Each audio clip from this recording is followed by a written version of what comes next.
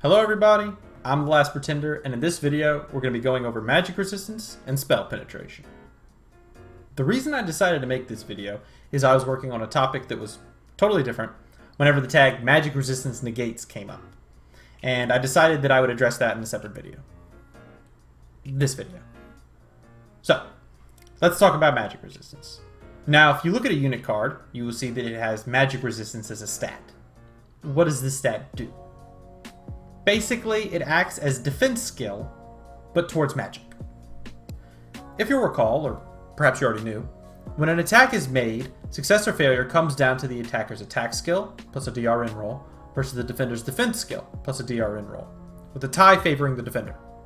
Similarly, with certain spells, the decision as to if the spell takes effect or not is decided by the spell's penetration, plus DRN, versus the target's magic resistance, plus DRN. This time a tie favoring the spell.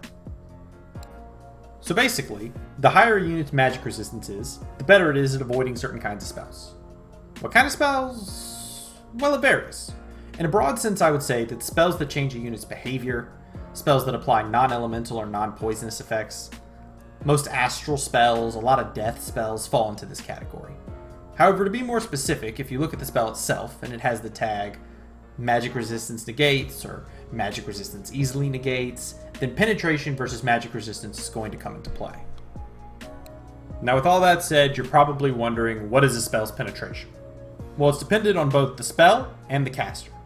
If the spell has the tag magic resistance negates or MR negates, then it has a base penetration of 11. If it uses the term easily or easy to negate, then you subtract 4 from that value, giving you a base penetration of 7. If it says it has hard or difficult to negate, then you add a 4, giving it a base penetration of 15. Though I can't think of any that are actually difficult or hard to negate. I believe this was something that was mainly in past versions, but if I'm wrong and there's a spell that falls into that category, please let me know in the comment section below. Now, I mentioned that a spell's penetration can also be influenced by the caster. How?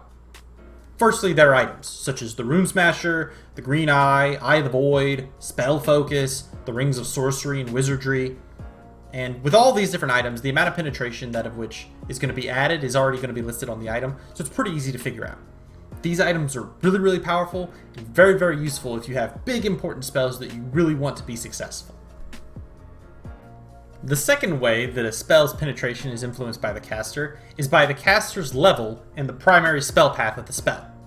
So the way this works is that you look at the spell's primary spell path, is what's required for it, and whenever a caster exceeds what's required in the primary path, then the spell's penetration is going to go up. So, for example, a caster with a higher than 3 nature magic casting Charm is going to increase that spell's penetration. But this begs the question, what if there are 2 paths listed? Which is the primary path? The simple answer is it's the one on the left. For instance, the spell 7-Year Fever requires both nature and fire magic paths in equal measure to cast. However, only an increase in the mage's nature path will increase the spell's penetration. So let's go ahead and see this example. Okay, so here we are in the game, and as I said before, we're going to be looking at 7-Year Fever. Now, we've got 2 mages here. The first one is going to be this guy, Marty. Now, he has a 2 in fire and a 2 in nature magic. So, as I said before, nature magic is the primary magic path for 7-Year Fever, so this 2 in fire is actually not going to do anything for him. He's still going to actually have an 11 of spell penetration, and we're going to see that in a second. But then he's got his buddy, Rust, because Rust and Marty, I mean, they're best friends, okay? Buddy cops, you know what I'm talking about. So, Rust here has a 2 in nature and a 1 in fire magic. And as I said earlier, nature magic is the primary path for 7-Year Fever. So we're going to see that he's actually going to have an increase in his spell penetration because of that. So let's go ahead and take a look. So here comes some baddies. And I have Marty's going to cast first. So boom. Okay, perfect. So he went ahead and cast 7-Year Fever. And just like I said before, 7-Year Fever is a magic resistance negates spell.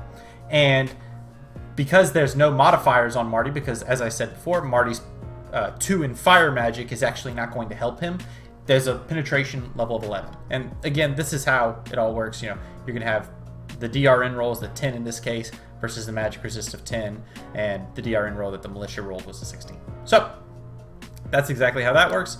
Now let's go ahead. Marty's going to go ahead and take a walk because I told him to, and then Rust is going to go ahead and cast 7-Year Fever as well, and there we go. And if we take a look at Rust, we can see that he's actually got a 12 in his magic penetration as opposed to an 11. And the reason is, as mentioned before, is his primary spell path for 7-Year Fever is nature magic, and Rust has a 2 in nature, so that's going to help out his penetration. Okay. Alright, so let's go on over back to the board and continue talking about some more magic resist stuff. So we can see that a mage's level in the primary path of the spell being cast can increase the spell's penetration. But how much does it increase it? Well, the answer is pretty simple. You get +1 penetration for every 2 levels the mage has over the minimum requirements of the primary path of the spell. And as you could see in the previous example, this is rounded up. So let's go ahead and take a look at a larger example so we can get a good idea. Alright, so here we are back in the game. We've got 4 little mages good and lined up here, each to perform for our viewing pleasure. Now, all 4 of these are astral mages who are going to be casting the spell Mind Burn. Now, Mind Burn is an astral 2 spell. So we're going to go ahead and see how each of these at different levels is going to affect the penetration. One thing also important to note is that Mind Burn is a magic resistance negate spell, which, as I mentioned earlier, means that the base penetration for the spell is going to be 11. And we're going to start here with our first little caster, Ross. Ross has an Astral 2 skill level, so that means he just barely makes the requirements to cast Mind Burn, so that means the penetration is going to be unaffected. So what we would expect to see from this is a penetration of 11. So let's go ahead and take a look here. Alright, and he casts Mind Burn, and again, that's exactly what we see with the penetration of 11, because he has no additional modifiers by just meeting the spell's requirements. Now, if we move a little bit further up, we've got our friend Joey here. Joey's a little bit more of a Chad than Ross, and he's sitting at an Astral 3. Okay, so as I mentioned earlier, every 2 levels you have over the base requirement is going to give you an additional point of penetration. But fortunately for Joey, there's a rounding issue to where at just 1 over, it actually rounds up and will give you the +1 of penetration. So what we expect to see is a 12 penetration as the base is 11. So let's go ahead and take a look here. Alright, very good. And that's exactly what we see. The base penetration is 11, but because Joey is a little bit over the requirement, he kind of gets some favorable rounding and gets a penetration roll of gets a penetration of 12 instead of the 11. Next up, we have our buddy Chandler here. Now Chandler has a 4 in Astral Magic. He's also going to be casting Mind Burn, so all the same things apply. However, he does not have any rounding necessary for him because he has exactly 2 points over the requirement for this spell. So that means that he's actually just also going to get a 12. He doesn't get anything favorable, so he has to work a little harder and ends up in the same place as old Joey.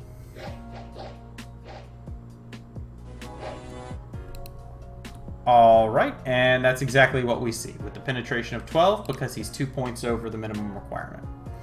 Unfortunately, he doesn't get a kill unlike Joey because, you know, it's hard to beat Chandler. Next up, we've got Rachel. So Rachel's got a 5 in Astral Magic. So what we're going to see is the base penetration is 11, plus 2, because that would bring her to 4, because she's at least 2 over. And then she's going to get a plus another 1, because it's once again going to round up for her. So what we expect to see is a penetration of 13 whenever she casts Mind Burn. Alright, and that's exactly what we see. So she's casting this spell with a 13 penetration because of the fact that she has 2 over and then a 3rd over, which is going to round up and give her a +2 to penetration. Okay? Alright, so let's head back on over to the board. The final way that a spell's penetration can be changed is by the bless effect called Arcane Finesse. If your pretender has this bless effect, then 1 will be added to the penetration of your pretender's spells and the spells of any of your blessed spellcasters. What about magic resistance? Is there any way to affect this? Yes, there are several. For commanders, there are many items that can be equipped to increase their MR, the most popular of which being the Amulet of Anti-Magic, which gives a +4 to magic resistance to the commander wearing it. This and other magic items may be very useful on super combatants or high value commanders you don't want to get altered or killed by a spell like Soul Slay. Also, there are spells such as Resist Magic, Anti-Magic, Army of Lead, and Tempering Will that can increase the caster's magic resistance, and in some cases the whole army's MR. A not terribly common event, but one that I wanted to mention for completeness' sake, is that a commander might also gain an increase in their magic resistance if they gain certain heroic abilities. It's not something that you really should plan for unless you've already seen the hero itself and seen that that commander has the heroic ability that increases their magic resist, but I just wanted to mention it here just to get it out of the way. However, a far more common way that magic resistance is increased in units is with the bless effects, minor magic resistance and major magic resistance, which will increase blessed units MR by 1 and 2 respectively. This is something that you're going to see a lot more commonly, and I recommend you use, obviously, whenever looking at high-value sacred units that you want to be kept alive and are going to be very useful for your nation in combat. Another thing to keep in mind is that a unit's magic resistance can be affected by scales. A unit that is in a province that has 2 magic or more suffers a -1 to their magic resistance, while a unit that is in a province of 2 or more drain gains 1 point of magic resistance. The idea being that provinces with high levels of magic, spells are going to be stronger in, and in provinces that have a high level of drain, magic is going to be weaker.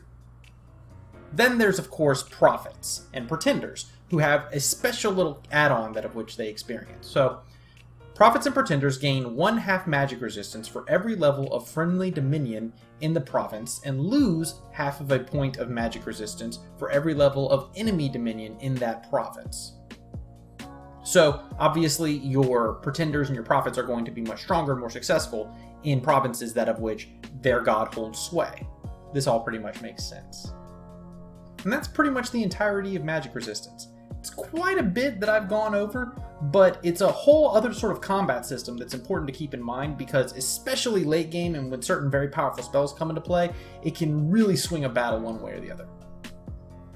But in any event, I've been The Last Pretender, and I'll see you guys next time.